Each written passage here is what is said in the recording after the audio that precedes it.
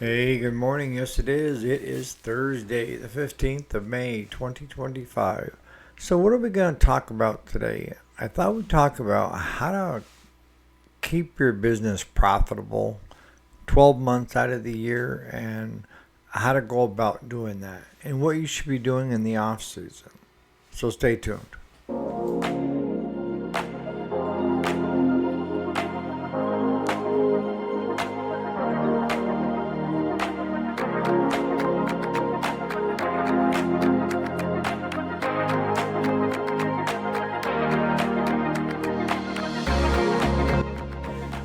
Alrighty, welcome back to the channel. My name is Eric. If you didn't already know it, yes, this is the weekday, Monday through Friday. Today is Thursday, the 15th of May 2025. So, what am I talking about when I say the business has to be profitable 12 months out of the year?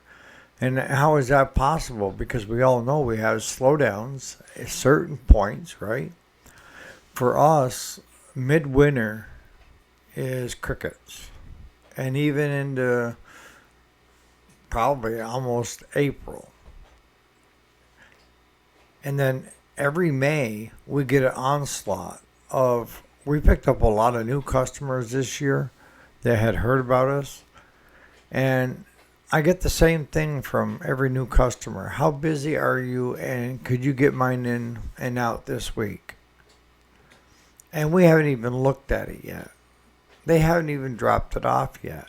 But yet, they're wanting to know if we can get it in and get it out.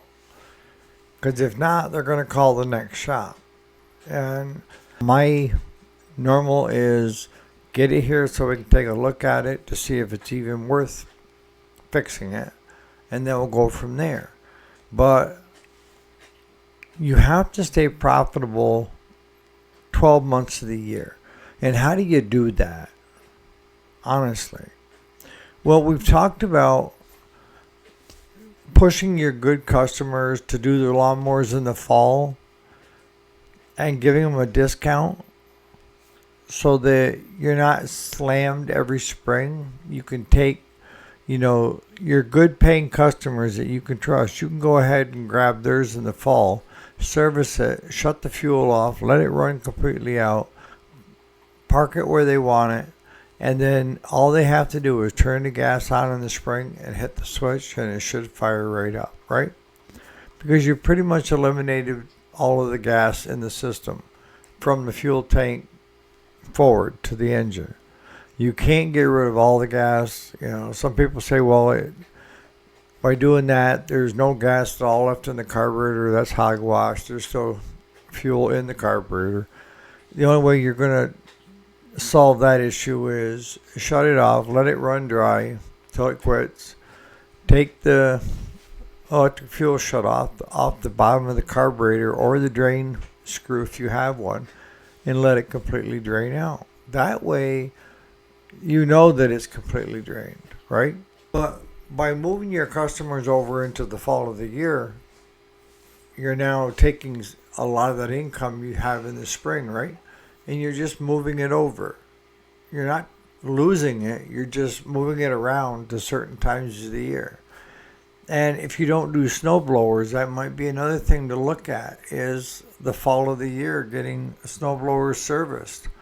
Or with your good customers, as spring comes into early April, have them get where you can do a full service on that and get it put away for next winter.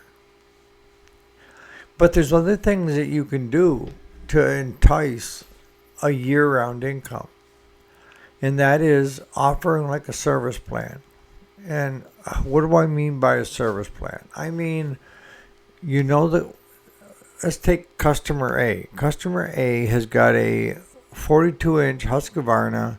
It's probably 4 to 5 years old. Had its oil changed every year, had a service done on it, and maintains it pretty good. You could offer like a service plan on that. If you know that customer has a lawnmower, let's say a snowblower, let's say a push mower, and a weed eater. You got 4 things. And you have to build this into the service plan. is for X number of dollars per year, we will maintain those 4 units. And you already should have a pretty good idea. If you don't, I could do a whole video on it of what the costs are on an average lawnmower, snowblower, walk behind lawnmower, push mower, and weed trimmers.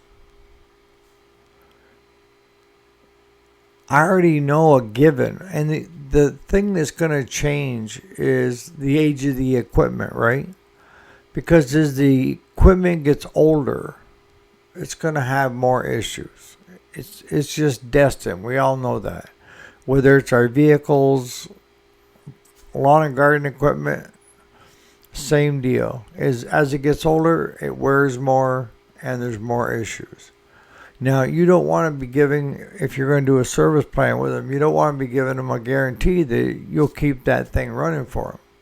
And let's say, case in point, they have a steel chainsaw that comes in and has been giving them problems. So you take it in. Part of the service plan is to look at it. Come to find out it has no compression.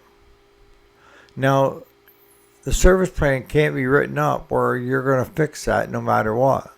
Because you're probably looking at a new jug, new piston, new connecting rod, and then the labor involved to do it, right? So you have to have the service plan written up accordingly. And for some service plans, they're going to vary from year to year. And as the equipment gets older, the costs are going to increase. So your service plan should increase as well. And it has to be spelled out. If they've got one rider, one push, one weed trimmer, one chainsaw, one push mower, all of those have got to be listed on that service plan. And what if they get a new mower and they decide to ditch their old one? You can add the new push mower to the service plan. And most often you'll know because either they'll ask you if you want the old one, or they'll show up with a shiny new one the following year to have it serviced. A lot of times when people ask me, how much does it cost to service a lawnmower, a riding lawnmower?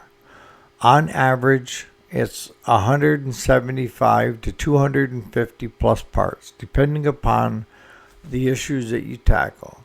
And that's quite a good span, isn't it? So if you take somewhere 200, 220, ballpark it, let's call it 200, you know that you want to be at that 200 plus parts on that service plan for that mower. And depending upon the piece of equipment you have, an air filter alone could cost you 40, 50 bucks, right? So that's why I always say plus parts.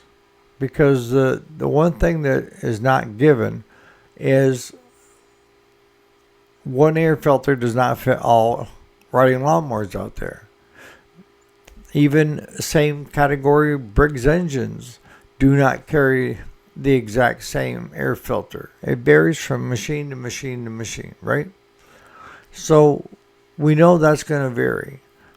Pretty much this, is a given is the oil filter, fuel filter, spark plugs, oil. Those things are given.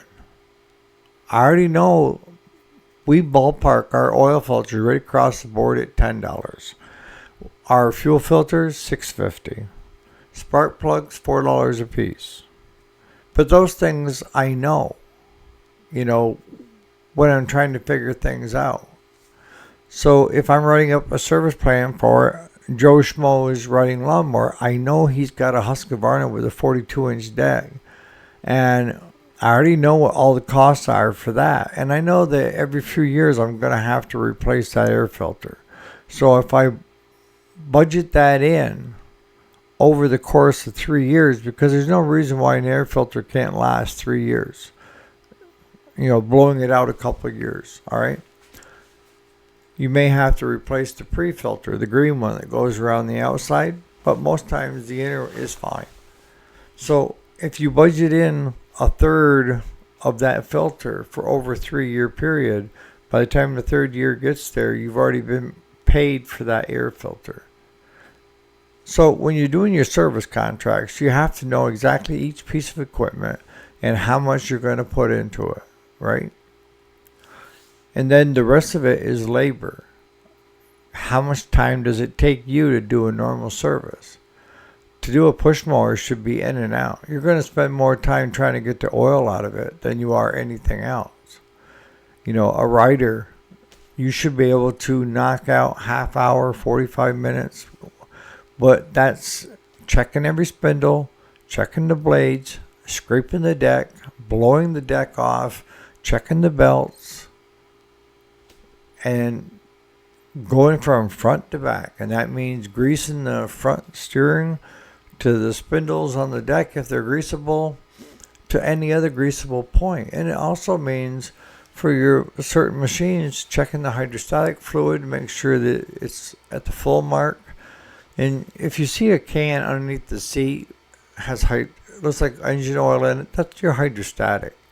And whatever you do, look at the marks on the side, because it will look like it's only got a quarter in there, but that's what they're built for.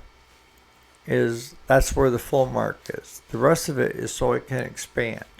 And if you don't have any place for it to expand, if you fill that jug up thinking, oh wow, more is better, I got news for you.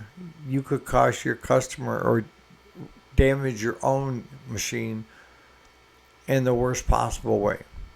Whole transmissions, and you don't want that. But that's one way you could do it to try to get money coming in out of a 12-month period, is if you do a service plan with those customers, and it doesn't matter to them when you come and get it, and as long as you bring it back in a fair amount of time, right? If you're going to do the lawn and garden, let's say the lawnmower, the push mower, and the trimmer, if you're going to do all those in the spring of the year, that's fine, because as long as you have it back before the grass grows very long so they can get it mowed. But the middle of mowing season is probably the worst time.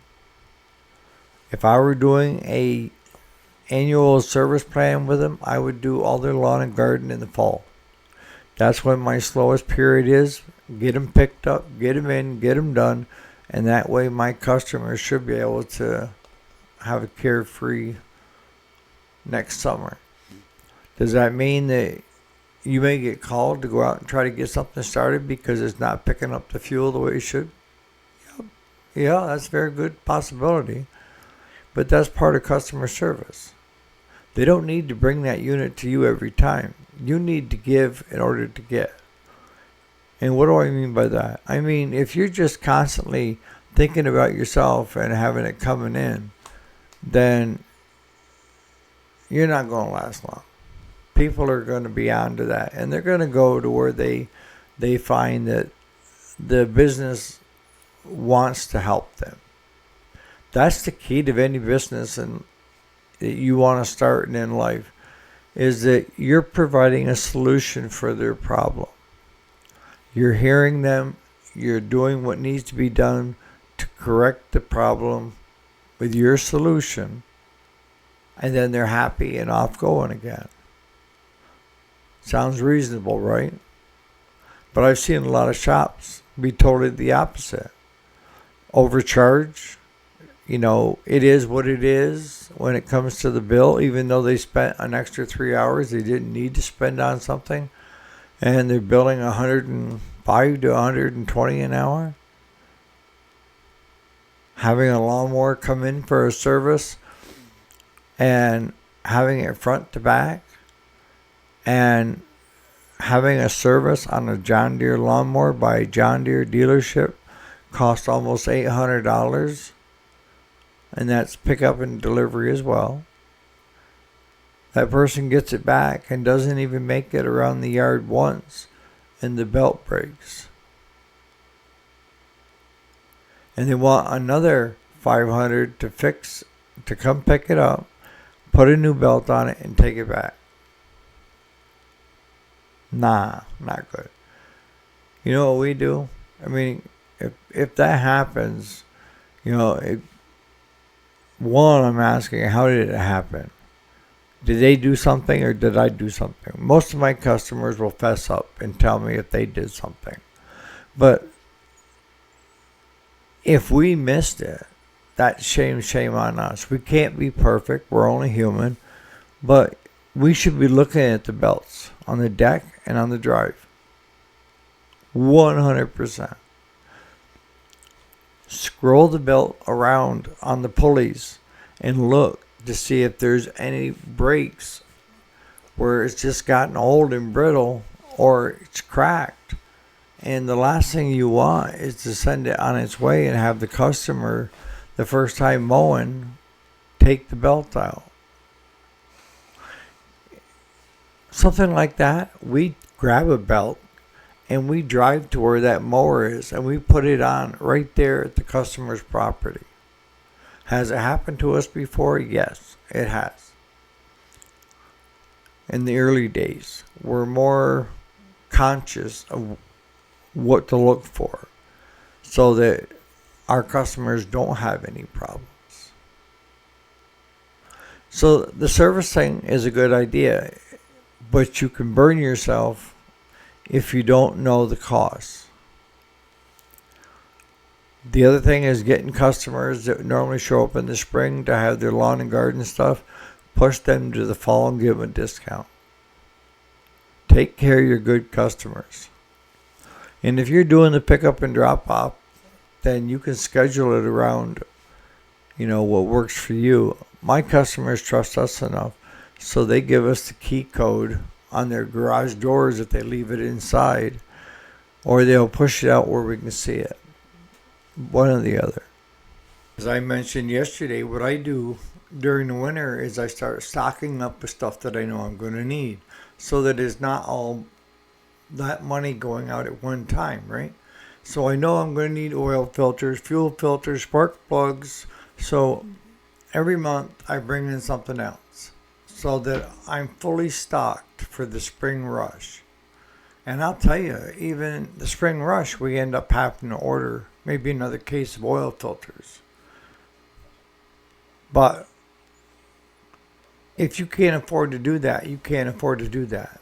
But these things I know are given, and I can get that piece of equipment in and out of the shop quicker and get paid if I have that stuff here. And if you've done it for a while, you already know roughly of how many oil filters you're going through a year. If you're going through 10 Briggses, bring in a case of 10 or bring in a case of 20 and have 2 years supply, right? Because the Briggs will always fit a Briggs. Your Kohlers, your John Deeres, those are the three big ones. Cowies, Hondas, they're all the same pretty much. Your Briggs, low profile, high profile. Your Kohler, low profile, high profile. The ones that it's going to be hard is a lot of, like John Deere has already gone that way. And that's the no oil change thing. You just pop it off and pop a new one on. And the thing is they're charging almost what a service would be with everything done. Spark plug, fuel filter, and they're only giving you the oil filter, right? And that's the one that pops into place and it's got its own oil already with a filter. Oh, nicey nice. Those are the ones you can't plan for. And the other thing you can do during the off season is a lot of stuff that you haven't had a chance to do, and that is get the shop cleaned up, redo the painting in the shop, redo the floors, put a new paint on the floors or epoxy or something to brighten it up. Those are things you can do during the off season, because in the spring of the year we just don't have time, right? We're so busy. And Claude has a method to his madness of where he's got tools spread out all over that whole shop, but he knows exactly where they are. Me, I take mine back, clean them, and I put them back into the toolbox so I know where they are when I need them the next time. Whatever floats your boat. But during the off season is a good time to get everything together, get it cleaned up, look at what you have for tools. Do you need any other tools added? I'm constantly adding to ours. I just ordered and got in, and it works great. A oil toolkit that had the 2 wrenches, and it had the barrel style where you could lock in, and it also had the grip ones all in one case. Nice, pretty case. So every month I add something new to my repertoire that we can use here at the shop. Instead of buying it all at once, I'm spreading it out over a period of time. But the key to staying in business is not to base your business on like May, June, because those incomes are not going to remain constant through the whole year. So the more you can get done in May and June, the more money you should be banking to help during the slower periods. For us, we've talked about that before here. We take on these smaller tractors.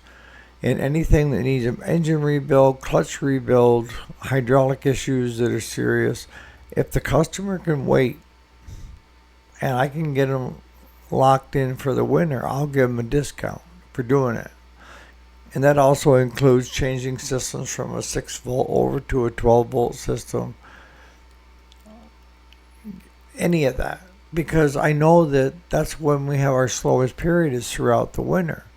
So that's when I take on the big projects.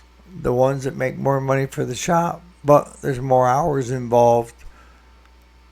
And we can work at our own pace. So on that note, you guys have a great Thursday. We'll catch you here bright early tomorrow morning. Put in the comments what you think and what are you doing? And what do you think about like the service plan idea? Or is it better just to do one-offs, And have you tried moving your good customers over into the fall for their lawn and garden stuff? Curious to know. Again, you guys have a super day.